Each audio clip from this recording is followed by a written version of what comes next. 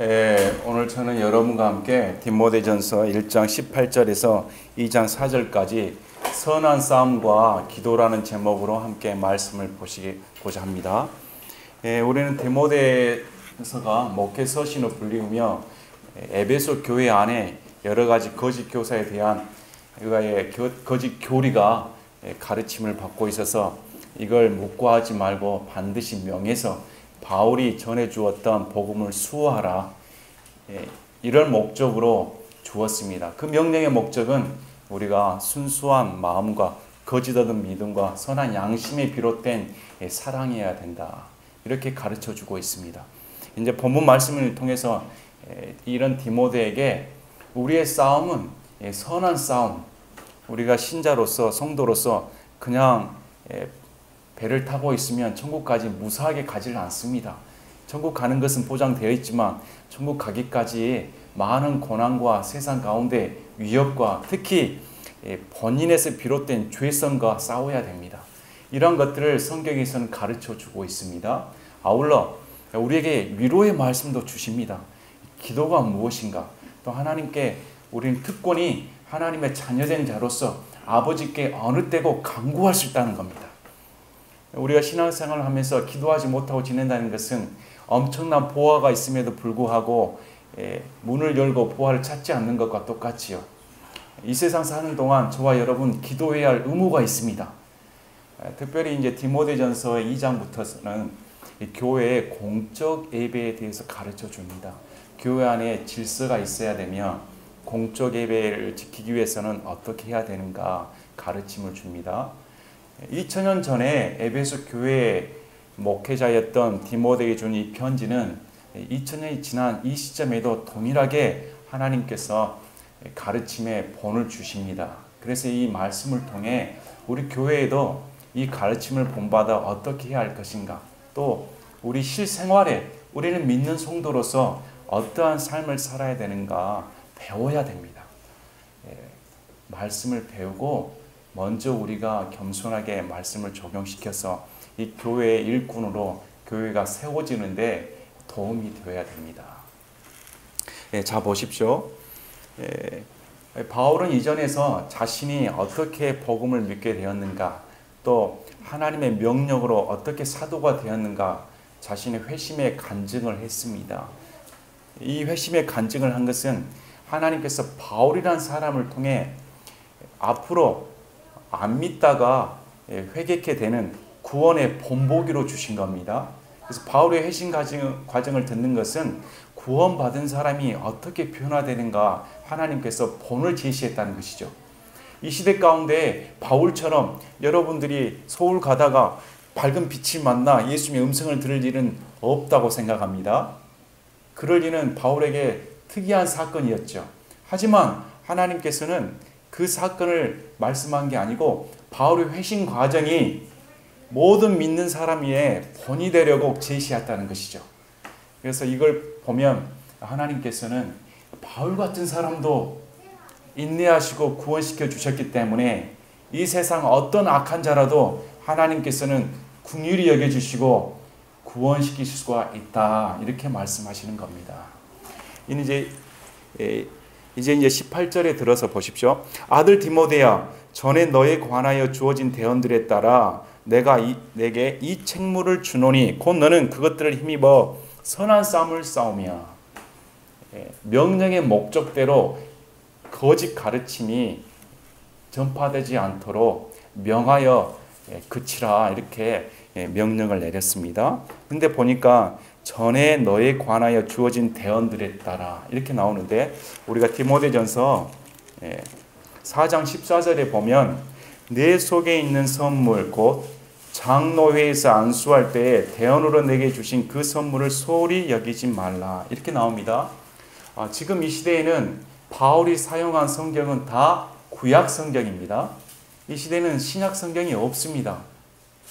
말씀이 정립되지 않았죠. 우리가 지금 보는 디모데전서는 바울이 쓰는 편지에 불과했죠. 바울 또한 편지로 생각했지 이게 나중에 신약 성경이 되리라고는 생각을 못했습니다. 그래서 지금 바울 시대는 우리 시대와 다르게 독특한 하나님의 역사 가운데 계시된 시대 속에 살았습니다. 그래서 우리가 사도행전 11장 27절 이런 말씀을 보면 대언자들이 나옵니다. 또 사도행전 12장을 보면 성령께서 교회에 말씀하심으로 말미암아 바울과 바나바를 따로 세우는, 성령님께서 교회에 직접 말씀하심으로 말미암아 이런 대언의 역사가 일어난 것을 볼 수가 있습니다. 아울러 이 편에서도 디모데에게 대언의 역사를 일으키셨는데 그 대언의 내용이 무엇인지는 우리가 알 수 없습니다. 대언에는 하나님의 말씀을 있는 그대로 사람이 받아 증거한다. 대언의 의미가 있죠. 이건 애언의 의미를 다 포함합니다. 이걸 애언으로 해버리면 미래의 일을 알아보는 것 이렇게 생각하는데 미래의 일을 알아보는 것만이 성경에 말하는 대언이 아닙니다. 대언은 심판의 메시지가 있고 바로 즉각적으로 하나님이 선포하신 모든 말씀을 포함하는 것이죠. 그래서 이 시대는 디모데가 살고 있었던 이 시대는 특이한 시대였습니다. 성령께서 직접 사람을 통해 계시를 하시고 말씀한 시대였죠. 지금 이 시대에는 그러지를 않습니다. 지금 이 시대에는 성경이 정립되어 있고 하나님의 말씀이 교회에 대한 바른 지침이 완성되었기 때문에 동일하게 성령께서는 성경의 범위를 벗어나지를 않습니다. 성경의 저자가 성령님이시기 때문에 성령님은 성경에 기록된 범위를 넘어가지 않습니다. 위배되지 않습니다. 그러므로 지금 이 시대에는 우리의 모든 지침은 이 신약 성경과 구약 성경에 다 게시되어 있다. 성경의 가르침을 따른다. 이렇게 신앙생활을 해야 올바르게 할 수가 있습니다. 자, 보십시오. 그래서 먼저 모든 사람을 위하여 보십시오. 너는 그것들을 힘입어 선한 싸움을 싸우라. 이렇게 나옵니다. 그 대언의 말씀을 힘입어 무슨 말씀인지 모르지만 아마 디모데에게 격려의 말씀을 주신 것 같습니다. 그래서 그 말씀을 힘입어 선한 싸움을 싸우라. 이렇게 나옵니다. 성경에서는 선한 싸움에 대해 몇 가지 언급이 됩니다. 크게 세 가지로 나눌 수가 있는데 첫째, 우리의 싸움 중에 무엇가 있을까요? 에베소서 6장 12절에 보면 우리가 흔히 아는 것처럼 영적인 싸움이다. 우리가 어둠의 왕국에서 하늘의 왕국으로 들어온 순간 우리는 지금 적에게 노출되어 있습니다. 적은 사탄이죠. 교회는 하나님께서 다스리고 이 세상의 주인은 사탄이지요. 그래서 사탄과의 싸움이 우리 눈에는 보이지 않지만 지금도 치열하게 벌어지고 있다. 성경은 가르쳐주고 있습니다. 그래서 에베소 6장 12절에 우리는 살과 피와 맞붙어 싸우지 아니하고 정사들과 권능들과 이 세상 어둠의 치리자들과 높은 초소들에 있는 영적 사악함과 맞붙어 싸우느니라. 보기에는 혈과 육으로 싸우는 것 같은데 사람 간의 갈등이 벌어지고 교회 내에서도 여러 가지 다툼이 논쟁이 벌어질 것 같은데 성경에서는 이 이면에는 사탄의 세력이 있다. 또 가정 환경 가운데서나 다른 직장 환경 가운데서나 그리스도인은 자신이 알든지 모르든지 간에 적진에 노출되어 있습니다. 적진에 노출되어 있어서 항상 치열한 싸움이 벌어지고 있다. 그래서 우리의 싸움이 사람들과 논쟁을 즐기지 말고 이걸 혈기를 부려서 극복하려 하지 말고 그 이면에 있는 악의 세력이 어떻게 작동을 하는가, 악의 시험거리를 제공하지 않도록 항상 깨어 있어서 사탄의 세력에 민감해야 된다. 이렇게 가르쳐 줍니다. 또 두 번째는 나 자신과의 싸움이 있습니다. 히브리서 12장 4절에 너희가 죄와 싸우되 피 흘리기까지는 안 했다. 이렇게 나옵니다. 우리는 우리의 육신의 죄를 안고 삽니다. 여전히 나는 죄 덩어리입니다. 성경에서는 우리에게 그렇게 명합니다. 너희 안에 있는 죄와 싸우되 피 흘리기까지 싸워야 된다. 피 흘리려면 고통이 따르지요. 쾌락이 더 좋은데 내 마음대로 살면 피 흘릴 필요가 없잖아요. 마음이 편한데 그대로 살면 되는데 싸우려면 인내를 해야 됩니다. 또 나 자신을 억제해야 되죠. 하고 싶은 거 하지 말아야 되죠. 내 육신의 소욕대로 이끌려 가서는 안 되지요. 그런데 그 상황을 피 흘리기까지, 여러분 한번 피 흘려 보셨습니까? 요즘 아이들은 조금만 피 흘려도 아빠 무서워 이렇게 달려옵니다. 피라는 것은 고통의 상징이죠. 아픔의 상징입니다. 죄와 싸우는 것은 그렇게 즐거운 일이 아닙니다. 그럼에도 성경에서는 너희 죄들과 분명하게 싸워 너희 몸을 복종시키라는 겁니다. 그래서 이 구절은 우리가 고린도전서 9장을 보면 잘 알 수 있습니다. 우리 고린도전서 9장 보시겠습니다.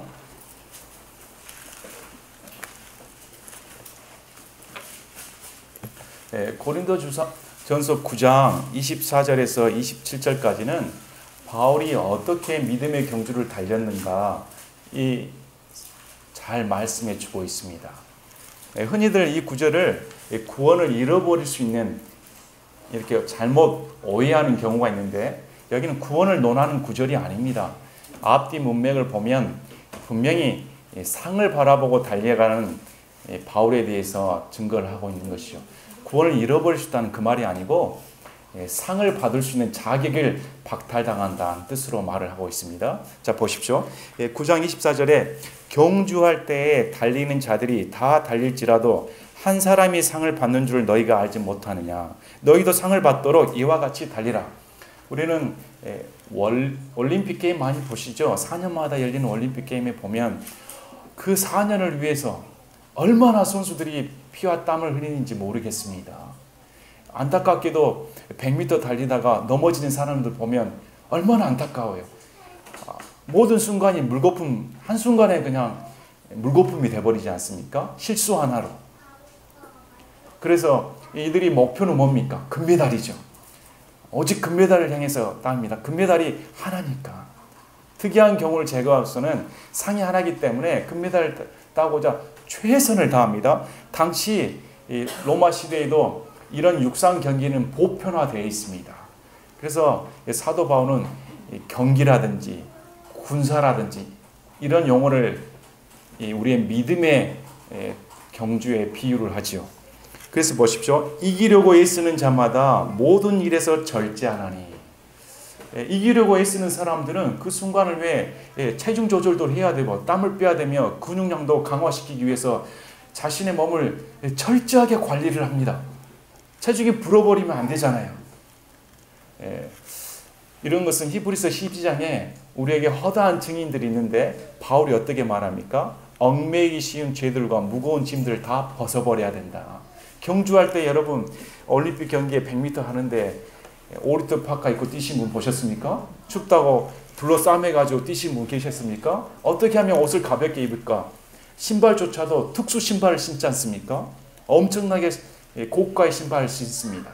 또 옷도 그러고 바람의 저항을 이겨낼 수 있는 그 경기 하나만으로도 이기기 위해 최선을 다하는데 하물며 바울의 눈에 앞으로 우리 주님 앞에 쓸 상급을 바라봤을 때 우리가 어떤 자세로 경주에 임해야 되느냐. 자기 관리를 철저히 하라는 겁니다. 그래서 보십시오. 이제 그들은 썩을 관을 얻고자 그 일을 하되 우리는 썩지 아니할 관을 얻고자 하느니라. 올림픽 금메달 따신 분 여러분 몇 명 기억하십니까? 4년마다 돌아오는 100m 보면 열광을 합니다. 새벽에 일어나도 우리 축구 경기를 봐도 새벽이고 2시고 4시고 눈에 불을 쓰고 보잖아요. 누가 이길까? 남성들은 더 그렇습니다. 남자들은 스포츠 욕구가 있기 때문에 여성들은 뭐 드라마 보자 해도 반드시 축구를 봐야 됩니다. 그러죠. 반드시 한국이 이겨야 됩니다. 그런데 그 순간이 지나가면 기억나십니까? 그 감격이 여러분 계속 지속됩니까? 성경은 세상적인 관도 중요하겠지만 그것은 썩어질 것이다. 영원하지 못하다. 이렇게 말씀하시죠. 한데 우리가 그것과 비교해서 앞으로 우리가 바라볼 예수님이 주신 영광의 관은 썩지 않는다는 겁니다. 영원하다는 것. 그 상급을 바라보고 절제하며 뛰어야 된다. 누구보다 더요? 지금 올림픽 경기를 준비한 그 사람들보다 더 철저하게 자기 관리를 해야 된다고 성경은 말하고 있습니다. 이런 걸 보면 우리는 너무 나태합니다. 저도 그러고 그냥 하루가 어떻게 지나간지 모르겠습니다. 밥 먹으면 눈 뜨면 그냥 하루, 눈 감으면 그 다음 이렇게 하루가 지나가고 자기 절제가 뭐가 있습니까? 그냥 먹고 살고 쭉쭉쭉쭉 지나가고 있습니다. 여러분 그러지 않아요? 그런데 우리 인생의 결말이 성경에서는 예수님 안에 딱 섰을 때 상급을 주신다는 겁니다. 바울은 어리석은 사람이 아닙니다. 바울은 믿는 순간 자신이 경기장에 출전한 선수란 걸 알았죠. 선수의 자격이 부여된 겁니다. 우리 모두 믿는 사람은 구원받았기 때문에 그때부터 스타트입니다. 땅 소리가 난 순간 뛰어야 되는 것이죠. 뛰는 사람이 옆에 보면 나보다 더 잘 뛰나? 뒤를 돌아보며 뒷걸음치면서 가는 사람이 있습니까? 목표만 바라보고 뛰어야 된다는 겁니다. 아직 결승점에 도달하지 않았기 때문에 철저하게 우리가 죽는 순간까지, 예수님이 오시는 순간까지 상급을 바라보며 앞만 보고 달려가라. 이렇게 명령하고 있습니다. 그러므로 내가 이와 같이 달리되 정해진 것이 없는 것처럼 하지 아니하고 또 이와 같이 싸우되 허공을 치는 것 같이 하지 아니하며. 바울은 분명한 목표가 있었다는 것이죠. 정해진 룰이 없이 그냥 자신에게 주어진 사명을 사는 게 아니었다고 말합니다. 우리 인생 가운데서도 목적이 있습니다. 하나님께서는 저와 여러분을 부르신 목적이 있습니다. 그냥 구원시킨 게 아니고 구원받은 자로서 하나님의 대사로서 하나님의 복음을 증거할 사명자로 부르신 겁니다. 저와 여러분의 뜻을 두시고 바로 옆 사람에게, 가족에게, 직장인에게 여러분을 통해 복음을 증거해야 된다는 것입니다. 바울 보십시오. 믿자마자 바로 동료에게 달려갑니다. 내가 만난 예수님을 보라. 동족에게 달려갑니다. 여러분은 예수 믿자마자 누구에게 달려갑니다. 100% 가족에게 달려갑니다. 가족이 구원받아야 되기 때문에. 마찬가지로 우리는 구원받자마자 믿음의 선한 경주에 경기장에 노출된 것이죠. 앞만 보고 뛰어야 되는 겁니다. 그래서 허공을 치는 자 같이 하지 아니했다. 그냥 신앙생활 대충 한 게 아닙니다. 아무 무의미하게 한 게 아니죠. 저와 여러분에게는 반드시 보상해 주시는 하나님이 계십니다.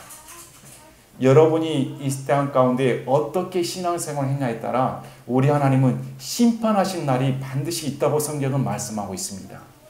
그래서 보십시오. 오직 내가 내 몸을 억제하여 복종시키는, 내가 다른 사람들에게 복음을 선포한 뒤에 어떤 방법으로든 내 자신이 버림받은 자가 되지 않게 하려 함이라. 우리 바울은 자신이 구원받은 신분에도 불구하고 나태하거나 죄에 빠졌으면 경기 선수로서 탈락된 것을 알았습니다. 사명자로서의 탈락이지요. 우리는 성경을 보면 뒤 구절을 보면 믿음의 선한 싸움에서 파선한 자들이 나옵니다.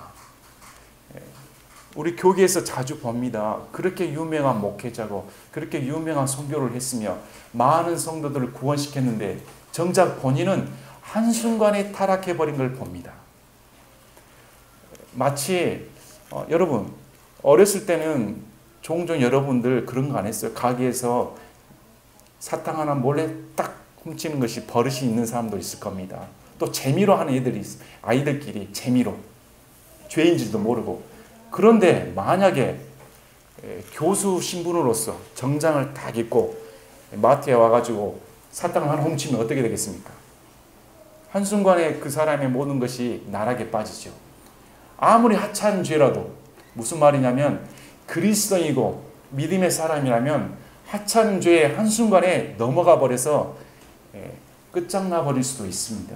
그 사람의 구원이 버림받은 게 아니고 신분으로서, 목사라면 목사의 신분으로서 다른 사람에게 더 이상 목사라는 말을 들을 수가 없지요. 어떻게 저럴 수 있나.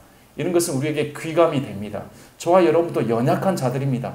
바울도 그랬습니다. 바울같이 위대한 사람도 믿음의 선한 경주에서 내가 낙오될까 봐 내 몸을 철저하게 절제하고 복종시켰다면 우리는 어떻게 해야겠습니까? 우리 또한 앞에 바라보는 상을 보고 철저하게 복종시켜야 됩니다. 이 구절은 구원에 관한 구절이 아닙니다. 어떤 사람들 흔히 구원이 취소될 수 있다. 바울도 자기가 버림받을까 두려워하지 않았냐. 그랬다면 이게 만약에 구원에 관한 내용이라면 저는 안 믿겠습니다. 저는 이미 구원 포기하겠습니다. 왜? 바울 같은 위대한 사람이 구원을 두려워했다면 저와 여러분 구원 못 받습니다. 안 그래요? 그것은 뭐 상식이죠. 두 번째, 가나안을 천국으로 비유해서 열심히 죄 가운데 빠지지 않고 투쟁을 해야 가나안에 입성할 수 있다. 가나안을 천국으로 묘사하는 대부분의 장로교 신앙이 그렇게 가르칩니다. 여러분, 가나안이 천국입니까? 가나안은 우상 국가입니다. 우상주의 덩어리죠. 하나님께서 가나안 민족들 다 쫓으라겠습니다. 가나안은 천국이 아니죠. 만약에 가나안을 천국 입성이라고 말하면 모세는 천국에 못 들어간 자가 됩니다. 저는 포기하겠습니다.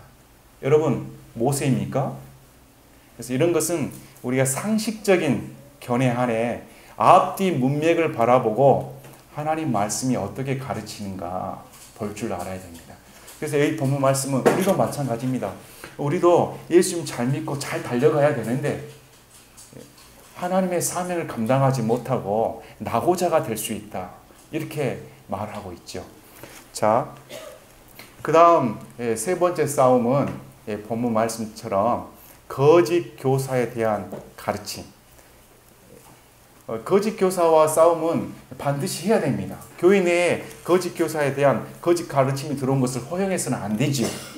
이것은 선한 싸움이다. 이렇게 성경에서 말씀을 하고 있습니다. 자, 그 다음에 19절을 보니까 믿음과 선한 양심을 붙들라 어떤 자들이 그것을 버리고 믿음에 관하여는 파선하였느니라. 그 중에 후메네오와 알렉산더가 있는데 내가 그들을 사탄에게 넘겨준 것은 그들이 배워서 신성 모독하지 못하게 하려 함이라.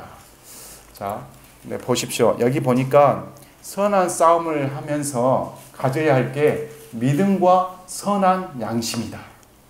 네, 믿음은 선한 양심과 합쳐져 있습니다. 우리는 선한 양심을 갖고 믿음 생활을 해야 되죠. 왜냐하면 우리의 믿음의 대상이 선하신 하나님이시기 때문에. 양심이 더럽혀진다든지 양심이 악해졌다면 선한 하나님을 올바른 믿음으로 들어갈 수가 없습니다. 우리의 믿음의 대상은 선하신 하나님이십니다. 성경에서는 우리에게 누차 말을 합니다. 우리에게 선한 양심을 갖도록. 그래서 바울도 항상 간증을 할 때 내 양심에 어긋나지 않게 하나님 앞에 선한 양심으로 살았다. 이렇게 고백을 합니다. 그래서 우리는 항상 하나님이 주어진 양심이 있습니다. 이것은 보편적인 도덕적인 관념을 다 포함합니다. 아내라면, 남편이라면, 학생이라면, 자녀라면, 부모라면 보편적인 양심이 있습니다. 이런 양심에 어긋나지 않는 행동을 해서는 안 된다는 것이죠. 그리스도인이라면 선한 양심이 드러나는 행동을 해야 되는 겁니다. 그래야 바른 믿음 생활을 표출할 수가 있는 것이죠. 그래서 믿음과 선한 양심을 붙들라. 그런데 어떤 사람들이 믿음에 관하여는 파선하였다. 파선하였다는 말은 배가 잘 가다가 풍랑에 의해서든지 암초에 걸렸다든지 배가 조각났다는 것이죠. 부서졌다는 것입니다. 바울은 이 용어를 채택을 했습니다. 바울은 누구보다 항해를 많이 했지요. 우리가 사도행전을 보면 죽을 고비를 수차 넘겼습니다. 또 파선한 배에 경험도 했습니다. 그래서 그 경험을 말을 하는 겁니다. 순풍에 돌 따듯이 가다가 믿음을 저버리면 믿음 생활이 이렇게 파선할 수가 있다. 이렇게 말합니다. 그러면서 예를 들었는데 그 중에 후메네와 알렉산더가 있다. 후메네오는 자 보십시오. 디모데후서 2장 16절 보시겠습니다. 디모데후서 2장 16, 17, 18절 말씀을 보겠습니다. 그러나 속되고 헛된 말 장난들을 피하라. 그것들은 커져서 더 경건치 아니함으로 가리라.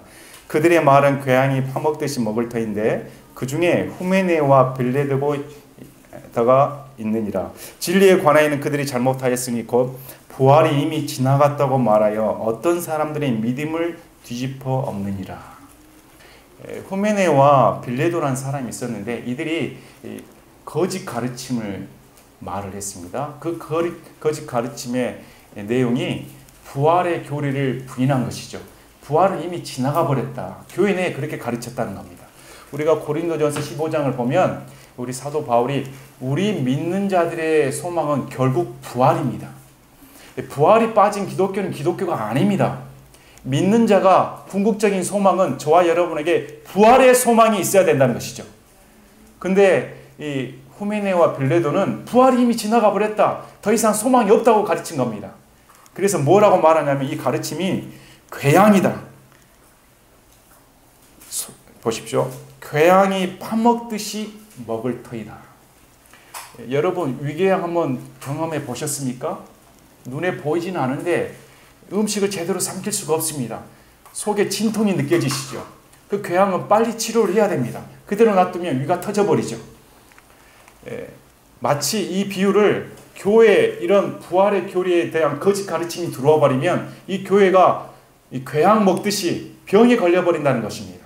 이건 즉각 치료를 해야 되고 물리쳐야 되는 것이죠. 부활의 교리가 잘못돼서는 안 됩니다.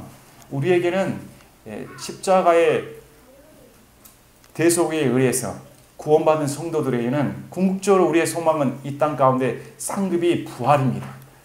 저와 여러분 육체적인 부활을 합니다.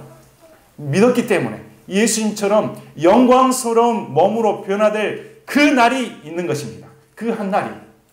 그런데 이 소망을 부인해 버린다는 것은 믿음에서 파선한 자이죠. 자 보십시오. 여기에는 두 가지 의견이 있습니다. 과연 그럼 이 사람들이 구원받은 사람인가 아닌가? 정통적으로 두 견해가 있습니다. 구원받은 사람이라 하면 먼저 이 사람은 원래 구원받지 못한 사람들이었다. 구원받지 못한 사람들이었기 때문에 바울이 사탄에게 넘겨주었다. 멸망시키려고 넘겨주었다. 이렇게 해석하는 의견이 있고, 두 번째는 이 사람들은 구원받은 사람이다. 구원받은 사람이었는데 믿음의 파선이 되어서 깨우치기 위해 사도 바울이 사탄에게 내어주었다. 이렇게 말을 합니다. 그러나 문맥을 보면 후자의 견해가 맞습니다. 문맥을 보면 왜 그러냐면 보십시오. 이 사람들은 믿음과 선한 양심이 있었는데 그것을 버리고 파선하였죠. 그래서 그 중에 후메네 알렉산더가 있는데 내가 그들을 사탄에게 넘겨준 것은, 원래 이 사람들이 믿지 않는 자였다면 사탄에게 넘겨줄 필요가 없죠. 원래 사탄의 종이니까. 사탄에게 넘겨주었다는 말은 똑같은 구절이 고린도전서 5장 5절에 나옵니다. 고린도전서 5장 내용을 보면 고린도 교회에 음행이 벌어졌습니다. 그런데 교회 내에서도 입에 담을 수 없는 아버지의 아내를 취한 자가 나타난 것이죠. 그게 교회에 버젓이 벌어졌습니다. 그래서 사도 바울이 어떻게 말을 하냐면 그를 사탄에게 내어주어 육체는 멸하고 영은 우리 주 예수 그리스도 오시는 날에 구원을 받게 하겠다. 사탄에게 내어주어서 육체를 멸하게 하겠다는 것이죠. 사탄에게 내어준다는 말은 보편적인 견해가 교회에서 출교시킨다. 교회에서 출교시켜서 사탄의 권세 있는 세상 가운데 놔둔다. 그래서 육체는 멸하게 해서 육체가 징별을 받아서 깨우쳐서 하나님께 돌이키도록. 자, 멸하는 것이 목적이 아닙니다. 우리는 다른 사람을 저주할 권한이 없습니다. 우리는 다른 사람들이 구원받기 위해 기도하는 사람들이지 다른 사람 멸망을 위해서 기도하는 사람들이 아니죠. 그래서 이 구절은 사도 바울이 교회에서 출교시켜 사탄의 권세 안에 놓이게 되어 그들이 깨우쳐서 육체적인 멸함을 통해 깨우쳐서 다시 돌아오기 위해서, 돌이키기 위해서 이렇게 해석하는 것이 타당하다 여겨집니다. 그래서 보십시오. 그들이 배워서 신성모독하지 못하게 하려 합니다. 후메네오는 밝혀져 있고 알렉산더는 우리 디모데후서에 보면 구리세공 알렉산더가 나와서 사도 바울을 대적한 일이 나옵니다. 그런데 이제 이 알렉산더가 그 구리세공 업자인 알렉산더인가 정확히는 모릅니다. 왜 그러냐면 당시에는 알렉산더라는 이름이 흔했다고 합니다. 흔한 이름이었기 때문에 그 사람이 이 사람인지는 아직 밝혀지지 않았습니다. 아무튼 사탄에게 넘겨준 것은 그들이 깨달아서 신성모독하지 못하게 하려 합니다. 이렇게 나옵니다. 자, 2장 들어가겠습니다. 2장부터서는 공적 예배에 대해서 사도 바울이 디모데에게 가르쳐 줍니다. 공적 예배에서 기도란 무엇인가? 기도는 어떻게 해야 되는가? 성경에서는 기도에 대해 우리에게 분명하게 말씀합니다. 우리 사무엘상에 보면 우리 사무엘이 그렇게 말을 합니다. 구약의 대제사장 사무엘이 이스라엘 백성들을 위한 기도를 쉬는 범죄를 행하지 않겠다. 이스라엘 백성들 위해 기도하는 것을 쉬는 것이 죄다고 말을 하는 것이죠. 저와 여러분도 그렇습니다. 저와 여러분이 예수님을 믿는 자로서 지금 성도 생활을 하는데 기도를 하지 않는다면 그건 죄라는 것입니다. 성경에서는 우리에게 명령을 하는 겁니다. 기도하라고. 여러분 기도하십니까? 과연 우리는 기도를 얼마만큼 할까요? 저는 너무 부끄러워서 말을 못하겠습니다. 저 자신부터 기도에 너무 소홀하기 때문에. 기도하지 않고 인생이 변화된다든지, 기도하지 않고 교회를 부흥되기를 원한다든지, 기도하지 않고 가족이 변화된다든지, 기도하지 않고 국가가 변화된다든지 이런 기대하는 것은 복권에 당첨되는 요행을 바라는 것과 똑같습니다. 성경은 우리에게 반드시 기도해라는 겁니다. 우리에게 명령을 내리시고 우리는 그런 의무감이 있는 것이죠. 자, 그러므로 내가 권면하노니 무엇보다 먼저 모든 사람을 위하여 간구와 기도와 중보와 감사를 드리래. 성경에서는 우리에게 명령하기를 너만 위해서 기도해라. 너 자신을 위해 기도해라. 너의 가족을 위해 기도해라. 아니면 너를 원하는 사람을 위해 기도해라. 그게 명령이 아니고 어떻게 말씀합니까? 모든 사람을 위하여. 이 모든 사람에는 내 마음에 맞지 않은 사람들이 많이 포함이 되어 있습니다. 아, 저 사람을 위해 내가 기도해야 되는가? 저 사람이 안 되길 바라는데, 저 사람이 미운데.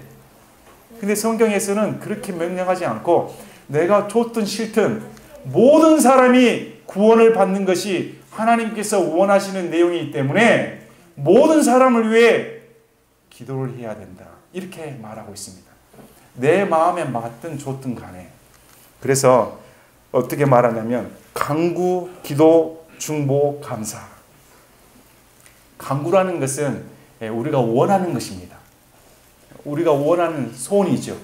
이거에 필요합니다. 이게 간구하는 겁니다.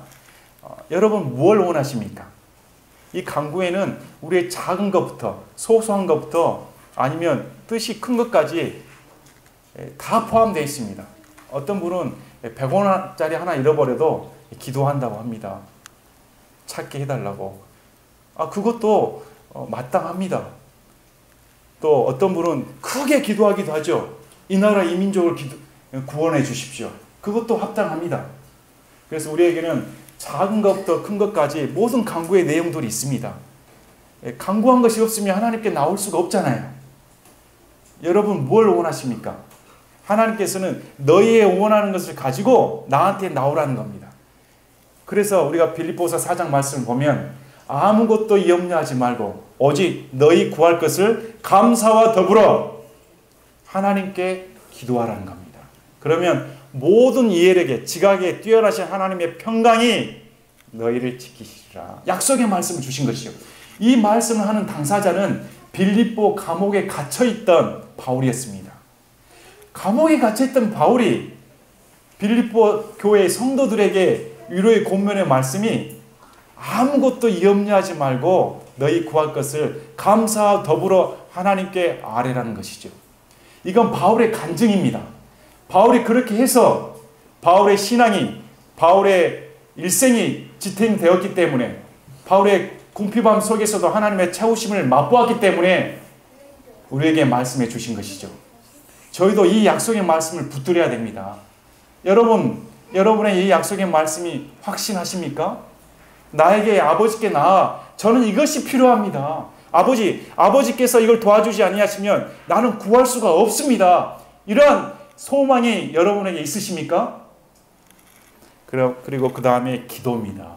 이 기도하는 것은 간구한 것이 이루어지길 바라는 것이죠.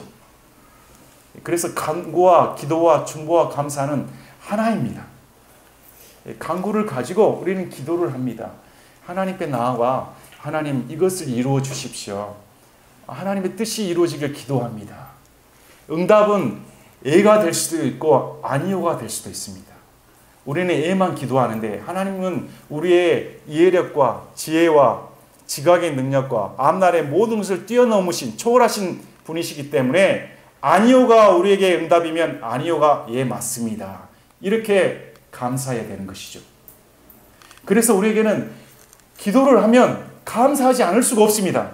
왜 그러냐면 하나님께서 우리 기도를 다 들어주신다고 약속하셨기 때문에, 그게 내가 원하는 답이든 아니든 간에 어떤 식으로든 응답이 오게끔 되어 있습니다. 그래서 우리는 감사할 수가 있는 겁니다. 어떠한 상황 가운데서 하나님, 내 기도를 들어주심을 감사합니다. 지금 상황이 변화되지 않고 지금 상황이 전혀 개선되지 않을 것처럼 보일지라도 지금 나의 아버지가 되어주셔서 내 기도와 감사와 간구를 들어주신 우리 하나님께 진정 영광을 돌립니다. 이렇게 해야 되는 것입니다. 그 다음에 중보가 나옵니다. 중보는 다른 사람을 위해 기도하는 것입니다. 이 나라 이 민족을 위해 기도하는 것이죠. 나를 위해 기도하는 게 아니고, 이 중보는 우리에게 필히 요구됩니다.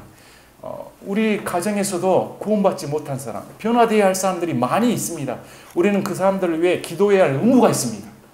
또 이 나라 이 민족을 위해 바른 교리가 성립되고 바른 말씀이 증거되도록, 하나님의 올바른 가치관이 성립되도록 기도해야 할 의무가 있습니다. 저와 여러분, 하나님이 주어지신 의무가 있기 때문에 성도로서 마땅히 중보기도 해야 됩니다. 늘상 오늘 아침에 내 밥 주세요, 저녁에도 내 밥 주세요, 이렇게만 되면 되겠습니까? 일상 그냥 내 육신적인 만족만을 위해서, 그건 성도로서의 의무를 다하는 게 아니지요. 성도는 모든 사람을 위해 기도와 간구와 중보기도를 해라, 이렇게 명령한 겁니다. 그 다음에 감사를 드리되, 우리 하나님 아버지께 구원받은 것이 얼마나 감사합니까? 내 목소리에 귀를 기울이신 그분이 계시다는 것이, 여러분 하나님 아버지가 바로 여러분 곁에 계심을 느끼십니까? 우리 주 예수님이 바로 내 마음속에 들어와 계신 것을 아십니까? 확신하십니까? 전에는 몰랐는데, 전에는 내 인생을 내 마음대로 살았는데, 내 인생은 내 마음대로 내 육적인 대로 살았으면 됐지 왜 나를 간섭합니까? 왜 자꾸 율법적인 조항들이 들어와서 나의 생활을 얽매인 것처럼 말씀하십니까? 그런데 복음을 알게 되고 예수님이 내 주인이 된 순간 죄로부터 해방시켜 주시고 참다운 내 눈이 열려서 영적인 세계를 보고 천국이 정말로 있구나, 한순간 예수님이 내 마음에 들어와 죄 많은 일생살도 이제 내 안에 예수님이 계시니 천국이다. 죽어서 가는 천국도 있고 지금 저와 여러분도 천국 생활을 누리고 있다는 겁니다. 예수님이 지금 내 안에 들어와 계시기 때문에. 그래서 감사하십시오. 자, 왕들과 권위를 가진 모든 사람을 위하여 하라. 이것은 우리가 전적으로 하나님을 따르며 정직한 가운데 조용하고 평화로운 삶을 살고자 합니다. 우리 바울이 제 이해를 넘는 말씀을 증거합니다. 기도의 첫째를 내세운 게 지금 어떻게 말씀하냐면 왕들과 권위를 가진 모든 사람을 위해 하라는 겁니다. 지금으로 말하면 대통령과 국회의원들을 위해서 기도해야 된다. 광주시장을 위해서 기도해야 된다. 구청장을 위해서 기도해야 된다. 이렇게 명령을 하고 있는 것이죠. 여러분 현재 정부의 대통령을 존경하십니까? 아니면 이전의 대통령을 존경하십니까? 자, 바울 시대를 보십시오. 바울 시대는 지금 이 디모데를 썼을 때 로마의 황제는 네로입니다. 네로는 어떤 악행을 했는지 여러분들이 잘 아실 겁니다. 네로는 자신을 왕자에 앉혀준 친엄마를 살해합니다. 또 자신의 부인인 옥타비아를 죽이지요. 친족을 살해한 극악한 사람입니다.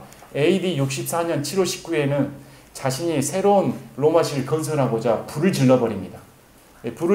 불타오르는 로마를 보며 얼마나 많은 사람들이 불에 타 죽었겠습니까? 그 광경을 보며 이 네로는 실을 벗습니다. 즐긴 것이죠. 그래서 자신이 불을 지른 것이 탄로날까 봐 기독교인들이 불을 질렀다 해서 대대적인 기독교인을 탄압해버립니다. 죽여버렸죠. 그런 네로를 위해 지금 바울이 명령하는 게 기도하라는 겁니다. 이것은 우리의 납득되지 않는 말이죠. 교회에서는 정치 얘기를 하면 안 됩니다. 지금 바울이 디모데에게 이번에는 헤롯 땅을 찍어라. 이번에는 히브리 땅을 찍어라. 이번에는 로마 땅을 찍어라. 이렇게 말합니까? 교회는 세상과 구별된 거룩한 곳입니다. 정치 얘기를 하는 곳이 아니죠. 철저하게 세상과 구분돼서 우리는 예수님이 주인이 되시며 예수님을 모시는 교회이기 때문에 이곳에 나와 당 얘기를 해서는 안 됩니다. 성경에서 명령하는 것은 베드로 사도를 통해 로마서 말씀을 통해 위의 권세에 복종하라는 겁니다. 그 위의 권세가 내가 원하는 지도자든 아니든 간에 하나님이 세우신 지도자이기 때문에 우리의 목적은 그 사람을 갈아치운 게 아니고 권세에 복종해서 바른 정치를 할 수 있도록 기도하라는 겁니다. 우리는 우리가 원하는 대로 기도하고 싶습니다. 내가 원하는 권세에 복종하기 싫어하죠. 그런데 성경은 그렇게 말하지 않습니다. 우리가 베드로전서 2장 13, 14절에 보면 주를 위해 사람의 모든 규례에 복종하되 왕에게는 최고 권위자에게 하듯 하고 총독들에게는 악을 행하는 자를 징벌하고 잘 행하는 자는 칭찬받기 위해 그가 보낸 자들에게 하듯 하라. 분명하게 말씀합니다. 권세에 복종해라. 이렇게 하는 이유는 우리가 전적으로 하나님을 따르며 정직한 가운데 조용하고 평화로운 삶을 살고자 함이라. 그래서 우리는 교회 대표기도 할 때 이 나라 대통령과 이 나라의 국회의원들을 위해 기도해야 됩니다. 내 마음에 맞지 않더라도 하나님이 세우신 자로서 올바른 정치를 위해 또 바르게 이 나라를 치료할 수 있도록 기도를 해줘야 됩니다. 성경에서 우리에게 그런 의무를 부여했습니다. 이렇게 한 이유가 우리가 전적으로 하나님을 따르며 정직한 가운데 조용하고 평화로운 삶을 살고자 합니다. 그들을 위해 기도해야만이 정치가 잘 되고 평화로운 생활 가운데 교회가 안정을 취할 수가 있다. 이렇게 말하고 있는 것이죠. 우리도 그렇게 해야 됩니다. 저와 여러분 하실 겁니까? 저와 여러분 아침에 대통령을 위해 기도하셨습니까? 마음에 많이 찔리실 겁니다. 저도 못합니다. 그래서 말씀을 보고 우리가 바르게 교회에서는 이 나라 인민족을 위해 정치를 위해 기도해야 된다. 자, 이것은 하나님 곧 우리의 구원자의 눈앞에서 선하고 받으심하는 것이라. 이렇게 하는 게 하나님께서 원하신다는 겁니다. 선하시다는 겁니다. 그 이유가 4절에 그분은 모든 사람이 구원을 받고 진리를 아는 데 이르기를 원하시느니라. 자,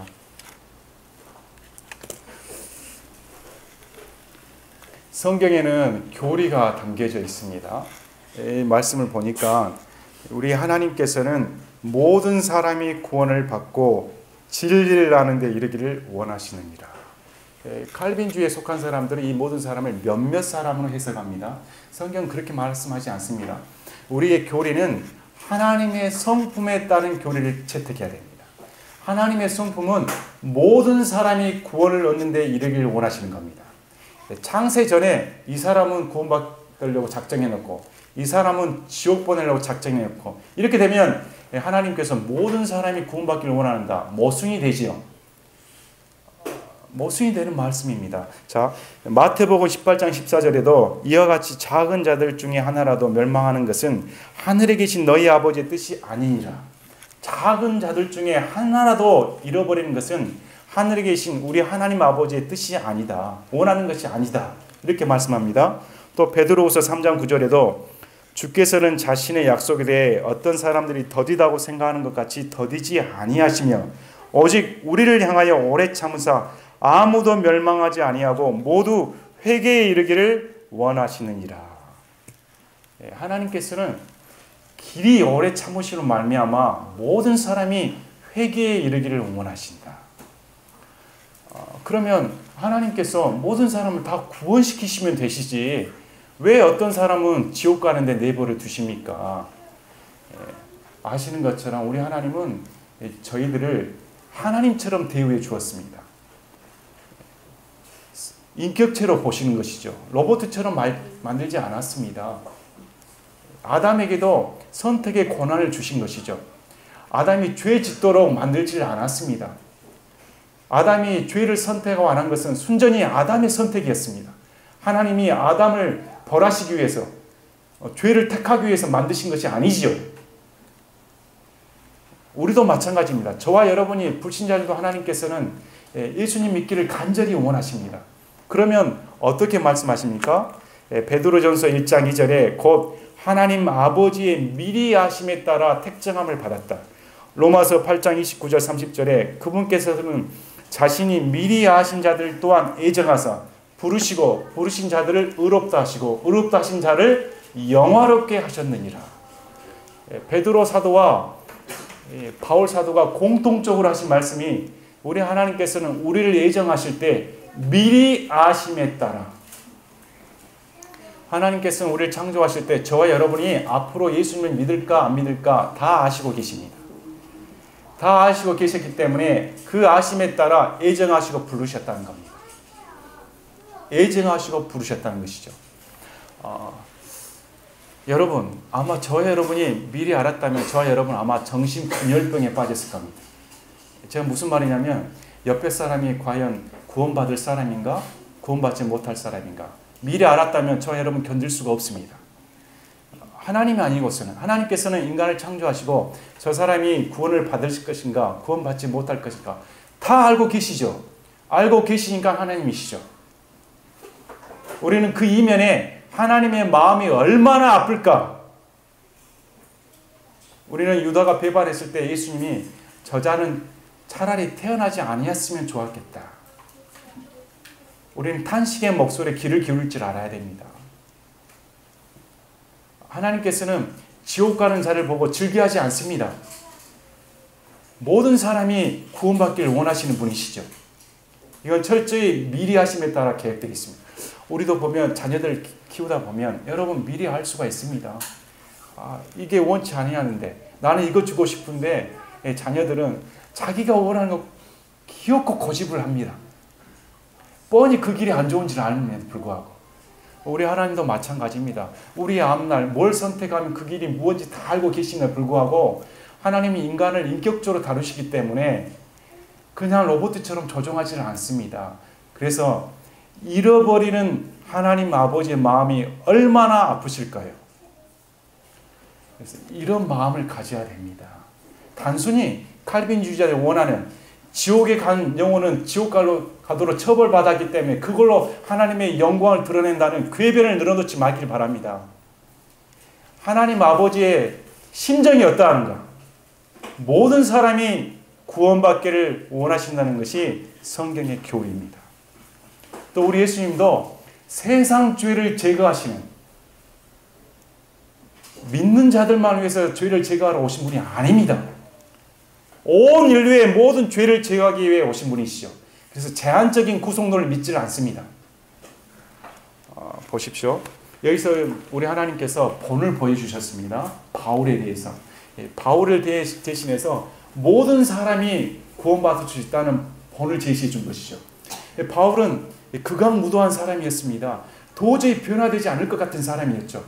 아마 오늘도 바울이 변화되지 않았으면 지금 칼을 들고 우리를 쫓아올지 모르겠습니다. 그래서 은혜 침례교회 성도들 다 죽여버리겠다. 쫓아올 겁니다. 그런 사람이었습니다. 만약에 저와 여러분이 그런 사람을 보면 저 사람이 변화받을까? 그 사람이 내 가족이었다면 하나님 나를 저 사람의 손에 칼의 손에서 구원시켜 주십시오. 당장 저 사람을 어떻게 해 주십시오. 이러지 않겠어요? 과연 저 사람이 변화될까?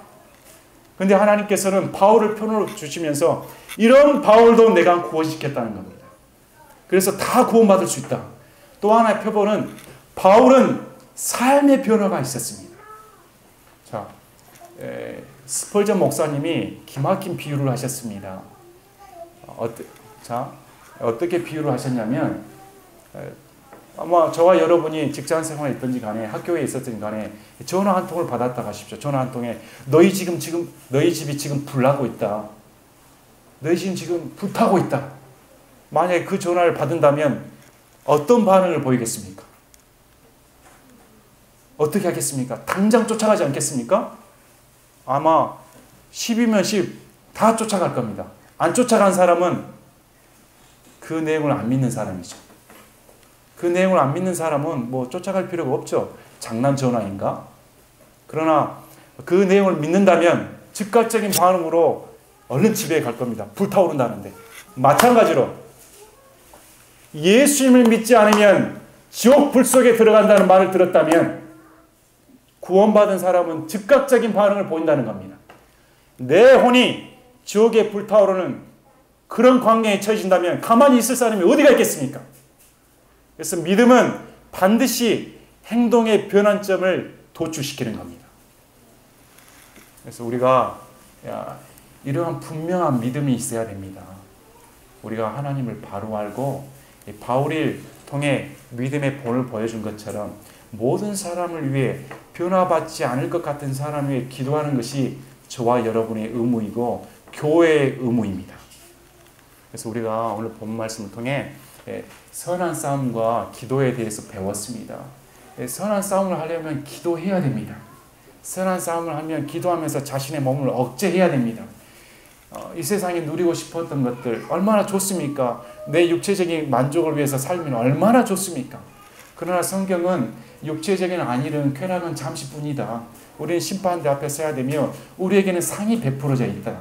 그래서 경주하는 사람들이, 운동하는 선수들이 철저히 자기 몸을 억제하면서 훈련시키는 것처럼 저와 여러분도 경기에 임했기 때문에 철저히 자기 관리를 충실히 해야 된다는 겁니다. 그래서 우리 은혜침례교회 가운데 우리도 이러한 선한 싸움으로서 옆에 동료들입니다. 같이 달려가야 할 선한 동료들이죠. 경기에 임한 사람들이죠. 그래서 함께 기도하고 함께 동역하며 선한 싸움으로서의 동역자가 되기를 원합니다. 우리 하나님께서 은혜침례교회를 통해 우리 주 예수님만이 높이심을 받는 참다운 신약교회가 되기를 원합니다. 제가 마치겠습니다.